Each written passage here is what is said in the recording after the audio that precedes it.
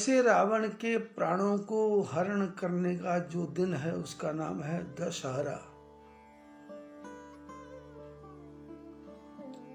हमारे आपके शरीर में भी 10 इंद्रियां हैं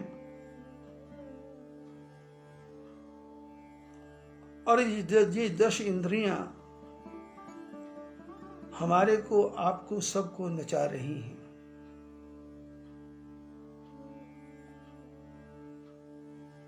और इस 10 इंद्रियों के बीच में बैठी हुई आत्मा जो परमात्मा का ही स्वरूप है, वो इस शरीर में बैठे बैठे मधुर ध्वनि बजाते हैं और जीव को परमात्मा की तरफ ले जाने के लिए इसको हमेशा प्रेरणा देते रहते हैं, समझाते रहते हैं। पर काम, क्रोध, लोभ, मोह, अहंकार इस 10 इंद्रियों के गुण भी हैं और अवगुण भी हैं।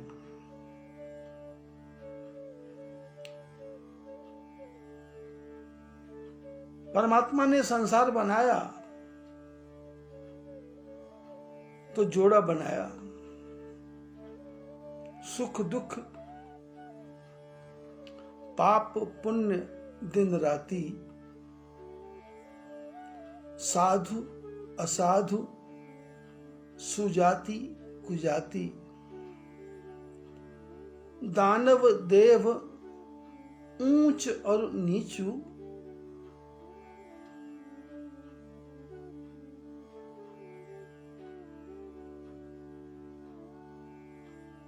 मह्य सजीवन मूढ़त मीचू।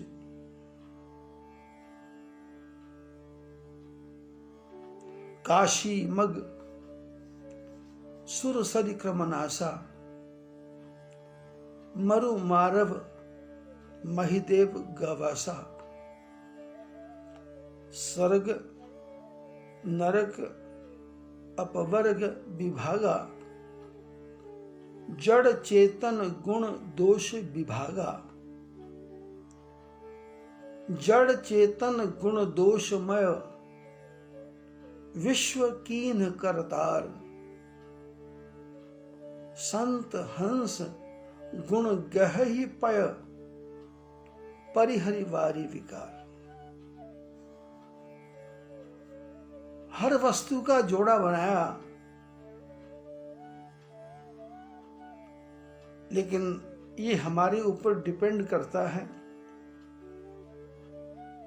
कि हम दुख को सुख में कैसे परिवर्तन करें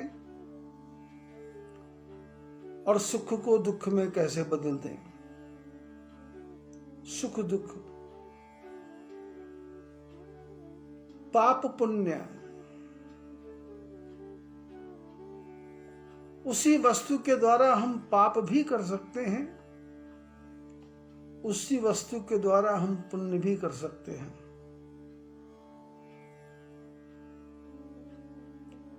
दिन राति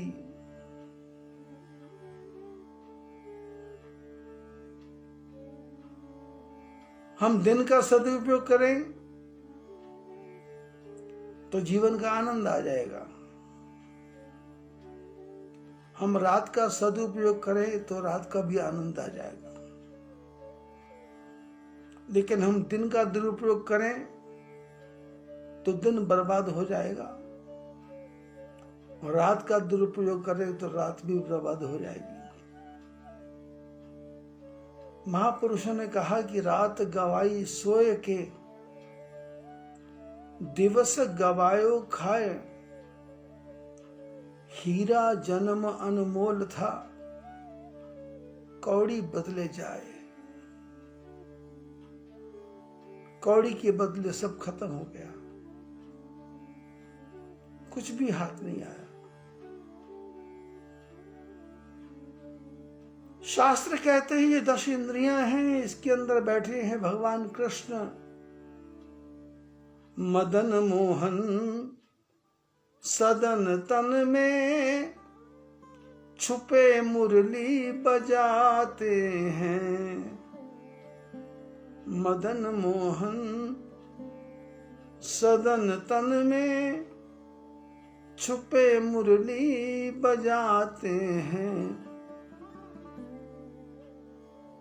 शब्द ध्वनि शब्द मुरली के वृत्ति सखियां जगाते हैं।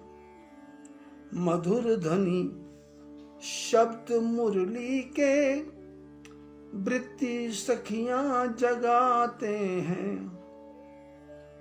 हजारों रूप की गौएं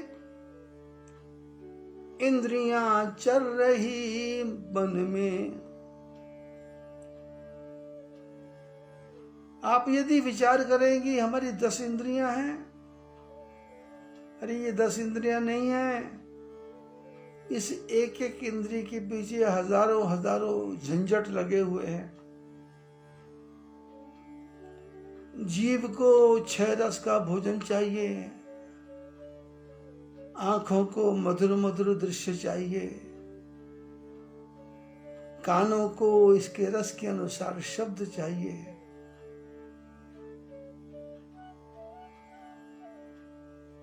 शरीर को स्पर्श के लिए बढ़िया से बढ़िया ब्लैंकेट, रजाई, गद्दा चाहिए। एक एक इंद्रिय हजारों हजारों सुखों का चाहन करती है। और भगवान कृष्ण हमारे इस शरीर रूपी भवन में 10 इंद्रिय के अंदर बैठे हुए मधुर मुरली बजाते हैं। और मधुर मुरली बजा करके ये जो वृत्तियां हैं,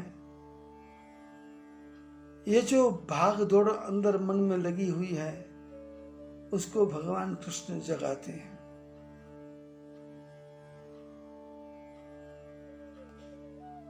बस जीवन का एक ही उद्देश्य है, यदि मनुष्य जाग गया तो फिर सब कुछ पा लिया, यदि सो गया और सब कुछ खो गया। हमारे आपके जीवन के साथ में यही दुर्घटना हो रही है। हम सोते रहते हैं,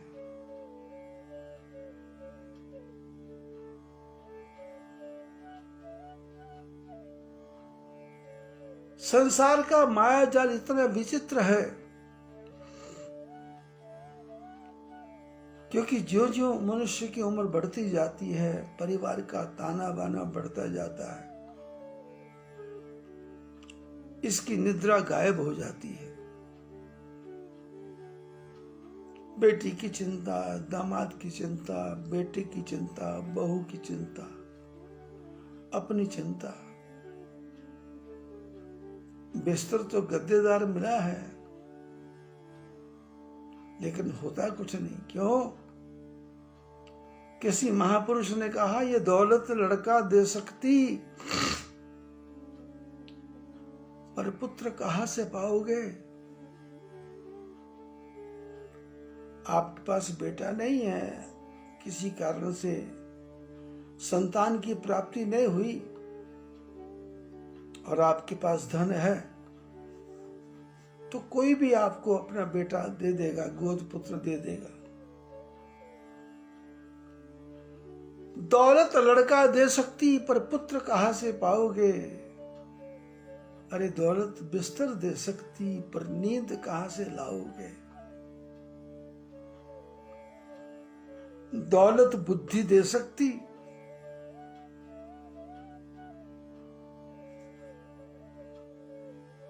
दौलत विद्या दे सकती, पर बुद्धि कहां से पाओगे? दौलत सब कुछ दे सकती, पर शांति कहां से पाओगे?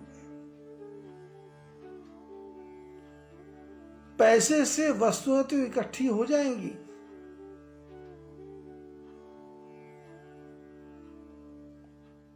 हर चीज मिल जाएगी। आपके किचन में ऐसा ऐसा सामान आ जाएगा कि आपको चक्कू की जरूरत नहीं पड़ेगी। ग्राइंडर है, मिक्सर है, बर्तन धोने की आवश्यकता नहीं पड़ेगी। सैमसंग की मशीन मिल जाएगी। जूठे बर्तनों को रख दो, बटन दबाना है, 2.5 मिनट में सारे बर्तन साफ।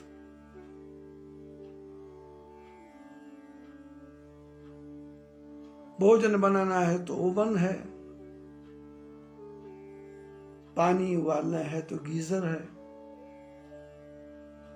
लेकिन सब कुछ है। और लोग आपसे बात भी करते हैं तो क्या बात होती है? तेरे कितने मकान, तेरी कितनी संतान, बोलो बोलो श्रीमान, कारोबार कितना, बोलो बोलो श्रीमान, कारोबार कितना।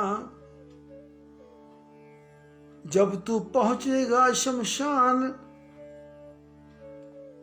फिर तो पूछेंगे भगवान, तेरा सर्वशक्तिमान से था प्यार कितना।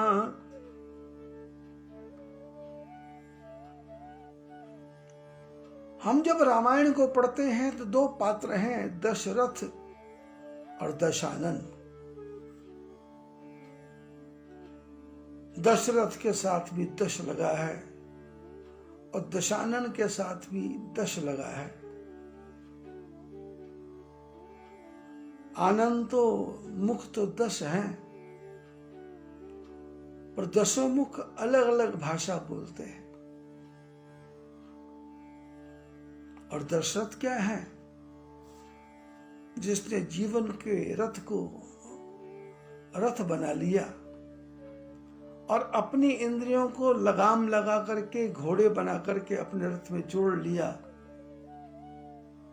और अपने इच्छा के अनुसार इस रथ को चलाता है और मन को कंट्रोल करता है। दशरथ के जीवन में भी भगवान राम आए।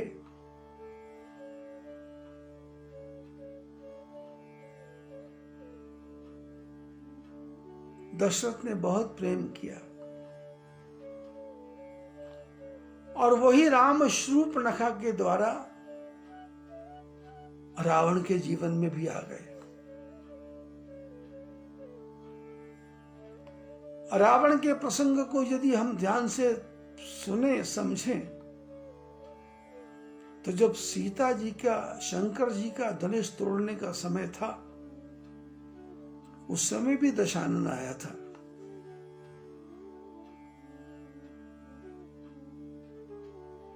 राम जी को पहचानता था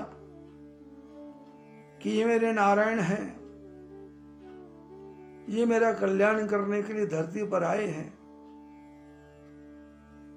तो इसलिए ये मेरा कल्याण करने के लिए आए हैं, तो जो चलता है उसको चलने दो। इसलिए धीरे से वो वहां से चला गया। रावण ने शंकर जी के धनुष को छुआ भी नहीं, क्योंकि वो जानता था सीता मेरी नहीं हो सकती, जानकी तो राम जी की है, राम जी को ही मिलनी चाहिए। अगर आपको हमारा कंटेंट पसंद आया हो तो वीडियो को लाइक करें, ज़्यादा से ज़्यादा शेयर करें और हमारे चैनल को सब्सक्राइब करें।